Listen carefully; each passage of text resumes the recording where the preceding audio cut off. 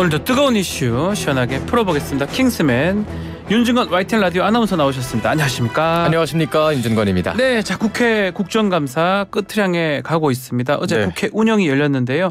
대통령 비서실, 국가안보실 등에 대한 국감 진행됐습니다. 자, 공방이 치열했습니다. 어떤 내용이 다뤄졌습니까? 일단 대통령실이 국정 운영을 총괄하는 곳인 만큼 여태 있었던 다양한 논란들, 의혹들 또 종합 세트처럼 좀 다뤄지는 모습이었는데, 일단 내년도 예산안 관련된 건전재정 기조, 또 김승희 전 의전 비서관 자녀 학폭 의혹, 또 지난 4월에 불거졌던 미국 정보기관의 대통령실 도청 의혹, 또 문재인 정부 통계 조작 의혹까지 다양한 주제를 두고 신경전이 벌어졌습니다. 네, 자 예산 부분도 건전 재정 기조를 둘러싸고 여야 공방이 치열했던 걸로 보입니다. 예, 일단 야당 측 발언부터 보면 홍익표 의원이 지출만 축소해서 재정 건전성을 확보하는 게 아니라 세수를 일단 확보할 수 있을 만큼 확보를 해서 지출 구조 조정을 해야지 재정 건전성이 좋아지는 거다. 이렇게 세수 확보 없이 긴축 재정을 하려는 점에 대해서 좀 꼬집었고, 김대기 대통령 비서실장이 이에 대해서 이제 역대급 세수 결손이다 이렇게 얘기를 하지만, 야당에서 말하는 이 부자 감세라고 하는 건 2조 정도밖에 되지 않고 나머지는 글로벌 경기 침체에 따른 영향이다 이렇게 말을 했고요. 또 우리가 이렇게 돈을 풀면 이 돈은 MZ세대가 다 갚아야 하기 때문에 MZ세대를 위해서라도 우리는 빚 관리를 해야 된다 이렇게 말하기도 했습니다. 자, 김승희 전 의전 비서관 자녀 학폭 문제 논란이 됐었는데, 민주당 측에서는 이 비위 관련해서 조사 과정에선 퇴직이 불가능한데 왜 사직 처리했는지 이거 질문을 많이 했던 것 같아요. 대통령실 입장은 어땠습니까? 네, 일단 앞서 김승희 전 비서관이 자진 사퇴할 당시에 이도훈 대통령실 대변인이 김 전 비서관이 사표를 제출했고 즉각 수리했다 이렇게 말을 했습니다. 이 부분에 대해서 이제 김대기 대통령 비서실장이 좀 바로잡은 모습이었는데, 대변인이 즉각 사표를 수리했다 이 표현이 좀 틀렸다. 그러니까 사의를 수용한 거고 그 이후에 이제 검찰, 경찰, 감사원에 김승희 전 비서관의 의원 면직을 제한할 수 있는 프로세스가 있는지 확인을 했고 조사 결과가 나온 뒤에 이제 사표가 수리된 거다 이렇게 말을 했습니다. 자, 어제 운영이 국감. 자, 간첩이라는 단어가 나왔습니다. 일단 국감장이 매우 시끄럽다 하는데 어떤 상황이었는지 이야기를 한번 듣고 다시 얘기 나눠보겠습니다. 도청이 아니라 사람에 의해서 흘러갔다면 더 큰 문제예요. 국가의 주요 정책을 핵심 사람에 의해서 다른 나라에 갔다? 이것이 간첩이죠. 제가 봤을 때는 여기 앉아 계시는 분 중에 간첩이 있어요. 여기 앉아있는 사람 중에 간첩이 있다 이렇게 말씀하시는 거는 이것은 적절치 않은 것 같습니다. 사람을 놓고 말씀을 그렇게 하시는 거는 지금 적절치 않아 보입니다. 여기 앉은 사람 중에 간첩이 있다라고 얘기하는 것은 이거는 정말 좀 심각한 좀 표현 아닌가. 자, 지난번에 아마 논란이 됐던 대통령실 도감청 의혹, 그래서 경찰 수사를 두고 공방이 오갔던 것 같아요. 그런데 간첩 얘기가 왜 나온 겁니까? 일단 배경에 대해서 간단하게 좀 짚어볼 필요가 있는데, 지난 4월에 미국 국방부 기밀 문건이 유출되는 일이 있었습니다. 우크라이나 전쟁 관련 또 각국에 대한 첩보, 정부 수집 활동 관련한 기밀 문건이 사진 파일로 유출이 된 건데 그중 하나에 이제 우리나라를 이제 도감청한 듯한 내용이 포함된 사진도 포함이 되어 있었던 겁니다. 이 내용이 이문희 전 외교비서관 그리고 김성한 전 국가안보실장이 말하는 내용이 포함이 돼 있었던 건데 이 정부 출처 관련해서 시긴트라고 되어 있었습니다. 그러니까 전자장비로 취득한 정보다. 도청이죠. 도감청. 도감청을 했다 이런 내용이었는데, 미국이 용산 대통령실 국가안보실을 도감청했다 이제 이렇게 돼버린 거죠. 김병주 의원이 이제 이 의혹을 다시 짚으면서 나온 발언이었는데, 경찰이 이제 관련 정보가 미국 측에 유출된 경위에 대해서 수사를 하는 과정에서 대통령실이 이런 입장을 보였다는 겁니다. 도감청된 게 아니라 휴민트, 그러니까 사람에 의한 첩보 활동으로 획득한 정보임에도 불구하고 도감청을 한 정보 시긴트로 둔갑한 걸로 보인다. 이렇게 대통령실 입장을 보였다라고 경찰이 말을 한 겁니다. 경찰 조사 결과가 그렇게 나오니까 그러면 사람이 했다면 그 안에 누가 간첩이 있는 게 아니냐. 이게 지금 김병주 의원 질의 내용이겠네요. 대통령실 안에 그리고 국감장 안에도 예, 있을 수 있다. 대통령실 안에 지금 안보실 중 사람이 지금 국감 받고 있으니까. 자, 그렇다면 대통령실하고 여당 입장 어땠습니까? 일단 조태용 국가안보실장이 대통령실에서 경찰에 그런 입장을 제출한 적이 없다 이렇게 밝혔고, 여당에서는 당연히 부적절한 발언이다라는 말이 계속 나왔습니다. 김성원 국민의힘 의원 어느 정도 선을 넘지 말아야 된다 이렇게 얘기를 했고, 전주의 의원도 불송치 결정서, 이게 불송치 결정서였는데 그렇죠. 불송치 결정서 하나로 이 휴민트가 대통령실에 있다고 단정하고 또 잘못된 단정을 근거로 대통령실에 간첩이 있다 이렇게 말하는 건 매우 부적절한 발언이다 이렇게 말을 했습니다. 자, 간첩 얘기도 나왔고요. 자, 뭐 경제 정책 기조, 또 인사 검증, 안보 다양한 방면에서 국감이 진행됐는데 자, 어제 또 눈에 띄었던 게 박민 KBS 사장 후보자 인사청문회도 있었습니다. 여기 핵심 쟁점 뭐였습니까? 일단 자질 문제인데요. 여당은 박 후보자가 KBS를 정상화할 적임자라고 주장하는 반면에 야당은 이제 청탁금지법 위반, 또 뭐 상습 체납, 병역 기피 의혹 등을 거론하면서 자질 문제를 제기를 했고 특히 이제 임명 과정에 대해서도 낙하산 인사다 이런 의혹을 제기한 겁니다. 네, 낙하산 인사. 예. 이 얘기는 어떤 점 때문에 주장이 나온 겁니까? 낙하산. 일단 친분인데요. 아, 누구랑요? 예, 일단 민주당 윤영찬 의원은 윤 대통령과 개인적인 친분이 있냐 이렇게 물어봤고, 작년 대선 때 자문을 요구하거나 참여를 해달라 요구를 받았냐 이렇게 물어봤고요. 민영배 의원은 이동관 위원장하고는 어떤 관계냐, 평소에 어떻게 부르냐, 뭐 동관이 형이라고 부르지 않냐 이렇게. 형이라 부르냐, 뭐 선배라 부르냐, 뭐 그런 얘기. 친밀감이 있지 않냐. 또 사장의 응모한 배경과 관련해서도 이동관 위원장이 하라고 한 거 아니냐 이렇게 얘기를 하면서 이제 윤 대통령과 이동관 위원장과의 친분을 근거로 좀 들었고, 절차에 대해서도 사실 말이 좀 있었잖아요. 절차요. 장경태 민주당 의원이 KBS 의사회가 이 결선 투표 그리고 재공모 절차를 무시했다 이렇게 또 지적을 했습니다. 절차에 대한 지적도 있었고 또 친분에 대한 지적도 있었습니다.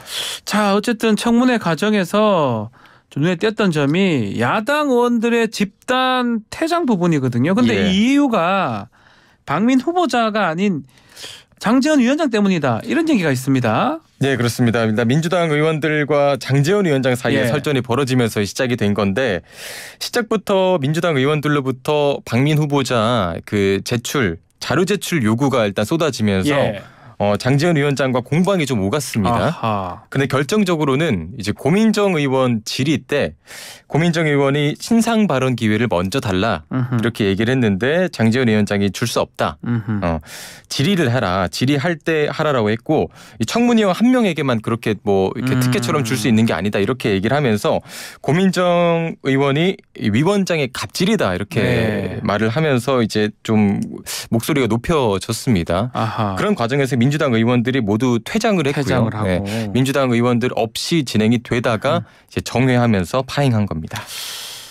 자, 알겠습니다. 자, 또 지금 공매도 얘기가 계속 나오고 있는데 월요일 날 금감원이 공매도 전면 금지를 했다가 당시 증시가 폭등했는데 어제는 급락했습니다. 그래서 투자자들 사이에는 일장춘몽이다, 일일천하다 이런 말도 나온다면서요. 네, 그렇습니다. 월요일에 이제 공매도 전면 금지를 발표하면서 코스피 2,500선까지 급등했는데 탁 올라갔는데 어제 하루 만에 코스피가 다시 떨어지면서 2,440선까지 떨어졌고 이제 이유에 대해서 숏 커버링이라고 하죠. 이제 공매도를 했던 외국인 투자자들이 이제 공매도는 주가가 떨어져야 이익을 보는 구조잖아요. 근데 주가가 오르니까 더 오르기 전에 더 손해를 보기 전에 팔자, 이제 이 숏커버링이라고 하는데 숏커버링 매수 자금이 유입되면서 주가를 일단 끌어올렸던 것으로 분석이 되고, 갑자기 주가가 오르니까 이에 대한 어떤 불안감 그리고 주가가 올랐으니까 차익 실현 매물들이 이제 나오면서 큰 폭의 가격 조정이 이루어진 것이다. 뭐 오른 만큼 다 떨어지진 않았습니다. 그렇죠. 큰 폭으로 오른 거에 비해서는 좀 덜 떨어졌는데 그만큼 가격 조정이 이루어졌다 이렇게 보고 있습니다. 조정이라고 하긴 하는데, 자, 어제 큰 폭으로 지수가 떨어진 거는 또 2차 전지 관련주 때문이다 이런 얘기가 있습니다. 끌어올린 것도 사실 2차 전지주였고 끌어내린 것도 역시 2차 전지주였는데, LG 에너지 솔루션이 월요일에 22.76% 올랐고 어제 10.23% 하락했습니다. 네. 그러니까 오름세 절반 이상을 이제 반납하는 모습이었고 포스코홀딩스가 전날 20% 이상 올랐고 포스코 퓨처엠은 상한가를 기록했는데 어제 둘 다 11.02%씩 떨어졌습니다. 네.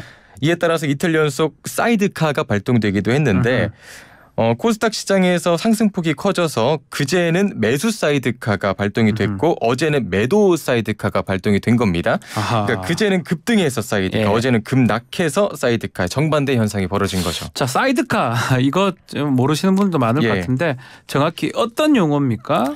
일단 선물 시장에서 적용이 되는 용어입니다. 선물, 그러니까 가격이 이제 오를지 내릴지에 대해서 투자를 하는 게 이제 선물이라고 하죠. 네. 가격 등락폭이 갑자기 커질 경우에 특정 시간 동안 이 선물 거래를 하지 못하도록 이제 막는 건데요. 코스피 선물은 이제 종가 대비 5% 이상, 코스닥 선물은 6% 이상 상승 또는 하락하는 게 1분간 지속될 경우에 일단 발동이 되고요. 발동되면 5분간 이 프로그램 매매가 정지되는 겁니다. 아하, 이 전문가들이 이번 공매도 금지 발표가 주가 급등락이 당분간 이어질 것이다 이렇게 전망을 하고 있네요.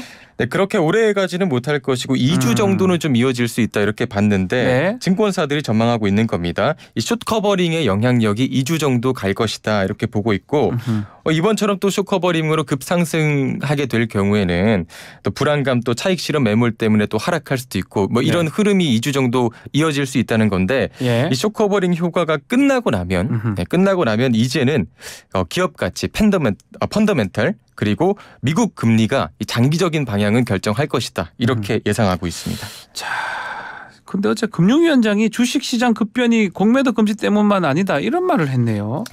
네, 김지현 금융위원장이 그제 오르고 어제 내린 거 많은 요인이 있다. 공매도 금지는 그중에 하나가 될 수는 있지만 이것 때문이라는 데에는 동의를 하지 않는다라고 했고 또 포퓰리즘 아니냐 또 이런 지적에 대해서도 주요 외국 기관의 공매도가 거의 관행적이라는 의심이 들었고 공정 가격 형성이 어렵다고 판단해서 조치를 한 것이다. 뭐 시기적 문제를 제기할 수는 있지만 법적 요건이 안 되는데 정치용 또 여론 무마용으로 할 수 있는 그런 조치는 아니다 이렇게 해명을 했습니다. 자, 그나저나 신원식 국방부 장관 어제 있었던 국회 예결위 특위회의장인데요. 주식이 관련된 문자를 확인한 장면이 포착이 됐습니다. 네, 포착됐습니다. 주가가 떨어져서 일어나요. 그 사진을 보면요. 신 장관이 상대방으로부터 솔루스만 매도 1000주 24,250원, 사모님 767주 24,250원이라는 메시지를 받고 네, 장 마감 후 어제처럼 총액 보내주세요라고 답장한 그 내용이 주식 맞네요. 이 솔루스가 이 솔루스 첨단 소재로 추정이 되는데 2차 전지 소재 생산하는 국내 3대 동박 업체고요.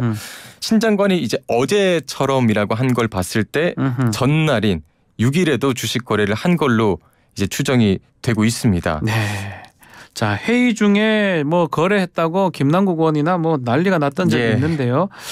회의 중에 지금 장관이에요. 장관, 국회의원도 아니고 장관이 이제 주식 거래를 한 거다. 해명 자료를 통해서는 뭐 그 전에 한 거다라고 밝히기는 국방부가 해명했습니까?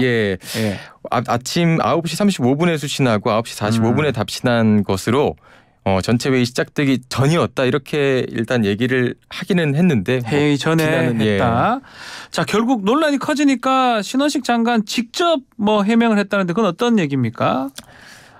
직접 해명을 한 게 이제 1년 정도 보유했던 주식들인데 제가 11월 11일에 이사를 한다. 그래서 이번 주에 다 매도하라고 한 것이다. 지금 이렇게 얘기를 한 겁니다. 이사하고 주식하고 뭔 상관입니까? 뭐 지금 시점에서 뭐 공매도 금지로 폭등 시점에서 이 차익을 노리려고 한 건 아니다. 이미 사실 뭐 보유해왔던 주식들이고 뭐 자금이 필요했기 때문에 매도를 하라고 한 거다. 뭐 이런 식으로 이제 해명을 한 거죠. 알겠습니다. 자, 미국이 우리 환율 관찰 대상국에서 한국을 제외했다. 이런 속보도 지금 나와 있습니다. 자세한 내용도만 이어서 알려드리고요. 자, 수능 이야기도 좀 해보겠습니다. 수능 이제 얼마 안 남았습니다. 그렇습니다. 8일 남았어요. 자, 우리 윤중근 아나운서도 수능을 아마 얼마 전에 쳤나요? 저는 한 12년 정도 생각보다 좀 오래됐는데 8일 전 아직도 좀 생각이 납니다. 8일 전에 뭐 했습니까? 전 너무 긴장이 많이 돼가지고 저는 뭐 아직까지도 수능 전, 입대 전 네. 하나만 고르라고 하면 입대 전이라고 할 정도로 수능 전에 저 너무 긴장해서 잠도 못 자고 너무 떨었던 그 기억이 아직도 납니다. 저는 1994년도 첫 번째 수능을 쳤던 기억이 있는데 저희 네. 때는 수능을 2번 쳤습니다. 2번 쳤습니까? 여름에 쳐 겨울에 2번 쳤거든요. 예. 그래서 긴장이 좀 덜 됐던 기억이 나는데 뭐 잘못 치면 다음 잘 치면 되지 이렇게 생각했던 기억이 나는데 그 제도는 그 해만 됐었고 다음부터는 계속 한 번만 치게 됐었는데 하여튼 우리 추능 씨는 우리 수험생들 또 학부모들 상당히 긴장을 할 건데 저도 사실 학부모입니다.